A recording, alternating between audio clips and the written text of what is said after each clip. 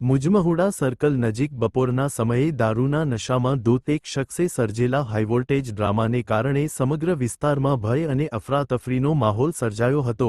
જાહેર માર્ગ પર નશાની હાલતમાં બૂમાબૂમ, ગેરવર્તન અને આવતા જતા લોકો સાથે મગજમારી કરનાર આ શખ્સના વર્તનથી સ્થાનિક લોકોમાં ભારે રોષ જોવા મળ્યો હતો। ઘટનાના કારણે થોડા સમય માટે ટ્રાફિક વ્યવસ્થા પણ ખોરવાઈ ગઈ હતી અને વાહનચાલકોમાં ગભરાટ ફેલાયો હતો।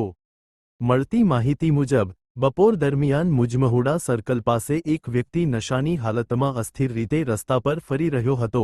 શરૂઆતમાં લોકો તેને સામાન્ય નશાની હાલતમાં હોવાનું માની અવગણતા રહ્યા હતા, પરંતુ થોડા સમય બાદ તેણે અચાનક ઉગ્ર વર્તન શરૂ કર્યું હતું।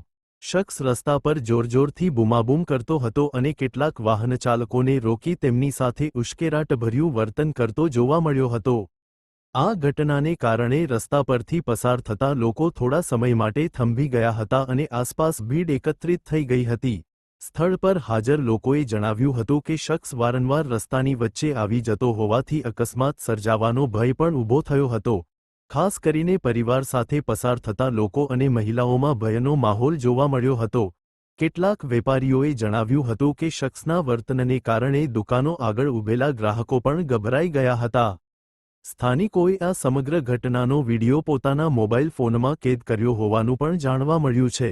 ઘટનાની જાણ થતાં સ્થાનિક લોકોએ તરત જ પોલીસ કંટ્રોલ રૂમમાં માહિતી આપી હતી। ત્યારબાદ પોલીસ ટીમ સ્થળ પર પહોંચી પરિસ્થિતિ કાબૂમાં લેવા પ્રયાસો હાથ ધર્યા હોવાનું જાણવા મળ્યું છે। પોલીસે શખ્સને સમજાવવાનો પ્રયાસ કર્યો હતો તેમજ ભીડને દૂર કરી ટ્રાફિક વ્યવસ્થા ફરી સામાન્ય બનાવવાનો પ્રયાસ કર્યો હતો। જો કે સમગ્ર મામલે પોલીસ દ્વારા સત્તાવાર રીતે શું કાર્યવાહી કરવામાં આવી છે તે અંગે હજી વધુ માહિતી સામે આવી નથી।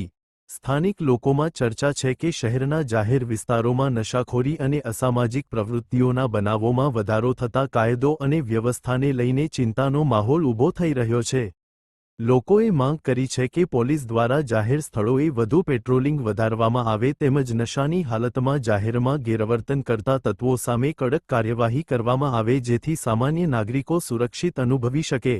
આ ઘટનાને પગલે મુજમહુડા સર્કલ વિસ્તારમાં થોડો સમય ભારે ઉત્સુકતા અને ચર્ચાનો માહોલ રહ્યો હતો।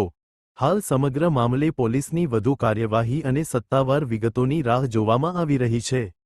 આ સાથે આજની બધી મહત્વપૂર્ણ ખબરો પૂર્ણ થાય છે। તમે જોઈ રહ્યા હતા બરોડા આજતક લાઈવ, વિશ્વાસપાત્ર સમાચારનો વિશ્વસનીય સ્ત્રોત। હું છું રવિન્દ્ર। આપ સૌનો દિલથી આભાર।